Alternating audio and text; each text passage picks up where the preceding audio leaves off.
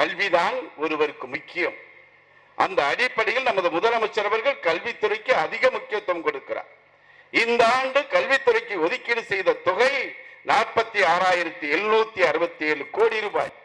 5 ஆண்டுகளில் ஒதுக்கீடு செய்த தொகை 2 லட்சம் கோடி. கல்வி நம் பிள்ளைகள் படித்தால் அவர்கள் வாழ்க்கை தரம் உயரும், அறிவு சேர்ந்த நன்மக்களாக உயர்வார்கள் என்ற எண்ணத்தில் கல்வித்துறைக்கு முக்கியத்துவம் கொடுத்து செயல்படுத்தக்கூடியவர் நம் முதலமைச்சர் அவர்கள். ஆனால் நமக்கு வழங்க வேண்டிய 2,152 கோடி ரூபாய் SSA திட்டத்துக்கான நிதியை வழங்க மறுக்கின்ற ஒன்றிய அரசு. ஆனால் இந்தியா முழுவதும் இருக்கின்ற 28 மாநிலங்கள் 8 யூனியன் பிரதேசங்களில் ஒதுக்கீடு செய்திருக்கின்ற பள்ளி கல்வித்துறைக்கு ஒதுக்கீடு செய்திருக்கின்ற தொகை என்று பார்த்தால் வெறும் 78,000 கோடி ரூபாய் தான்.